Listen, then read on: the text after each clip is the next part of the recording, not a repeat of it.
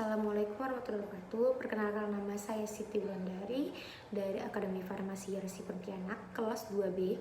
Ingin menjelaskan tentang pertolongan pertama kegawat daruratan. Yang pertama, saya akan membahas pengertiannya.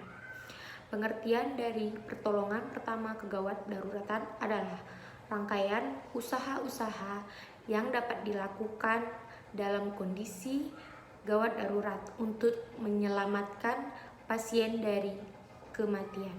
Adapun tujuan pertolongan pertama kegawat daruratan yakni yang pertama, menyelamatkan nyawa korban. Yang kedua, meringankan penderitaan korban. Yang ketiga, mencegah cedera atau penyakit lebih parah. Yang selanjutnya, mempertahankan daya tahan korban.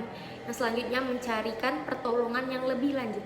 Selanjutnya, tahapan-tahapan apa saja yang dilakukan pada pertolongan pertama kegawat daruratan, yakni yang pertama, akses dini. Akses dini tersebut meliputi mengetahui keadaan gawat darurat, selanjutnya menghubungi pihak yang berwenang yang berisi nama pelapor, lokasi kejadian, kondisi korban, cedera yang dialami korban, serta jumlah korban.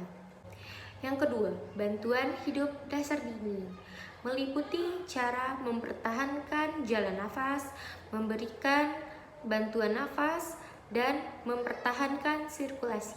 Ketiga, defibrilasi dini, di mana merupakan upaya untuk mengembalikan irama atau fungsi jantung kembali normal dengan bantuan defibrilator.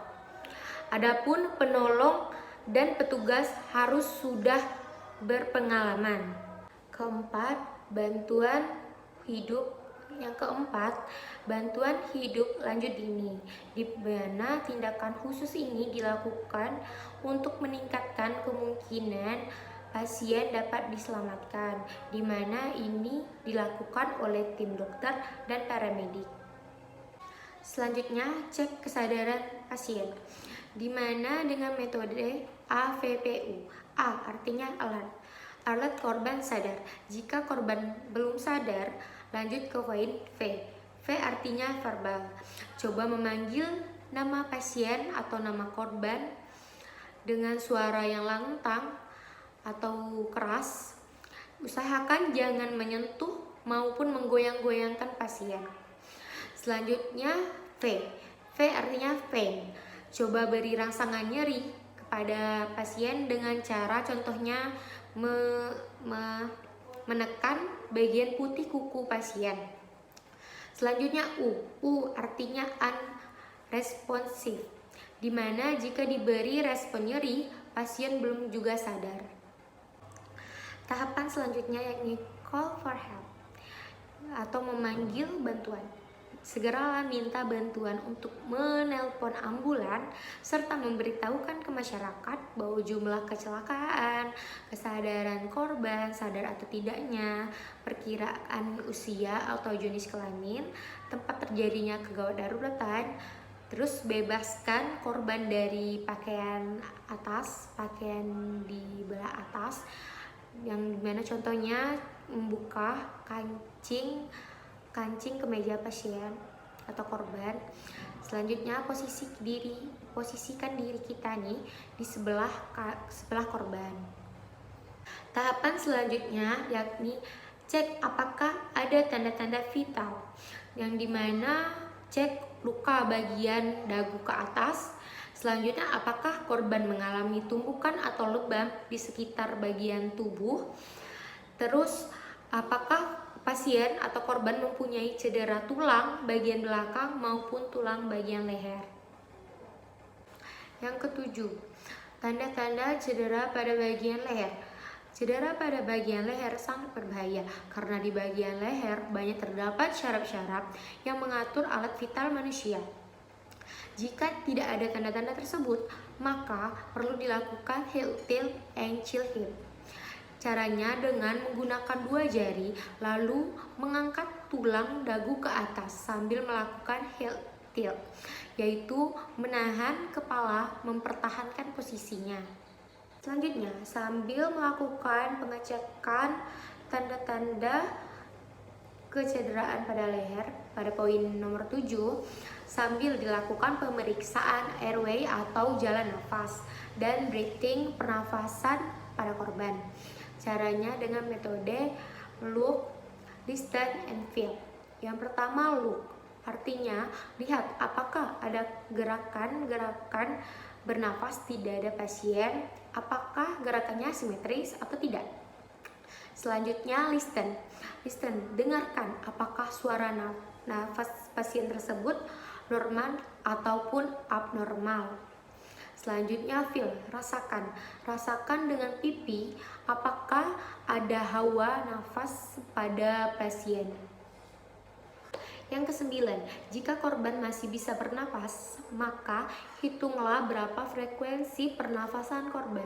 Pada umumnya atau pada normalnya 12-20 kali per menit. 10. Jika frekuensi nafas korban normal, pantau terus kondisi korban dengan tetap melakukan metode look, listen, and feel.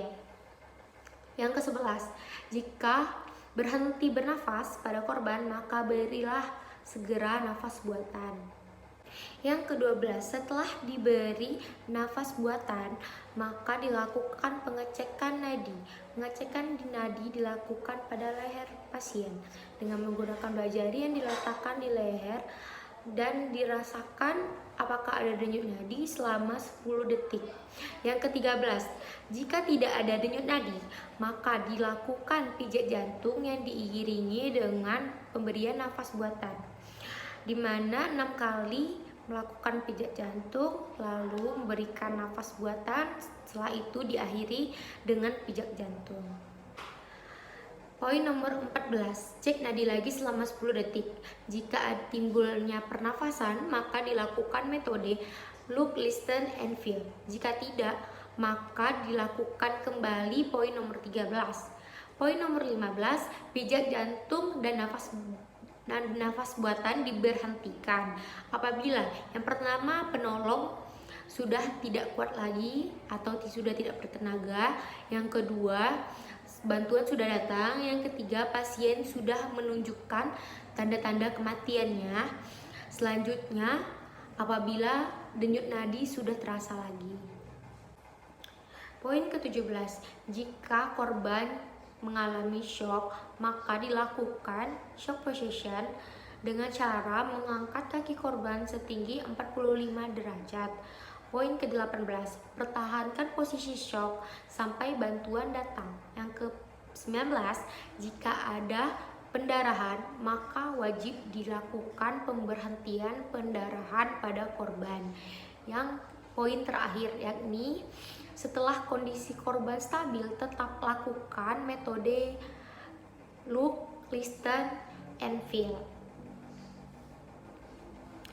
Sekian dari penjelasan tentang pertolongan kegawat daruratan yang dapat saya sampaikan. Lebih dan kurangnya mohon dimaafkan. Wassalamualaikum warahmatullahi wabarakatuh.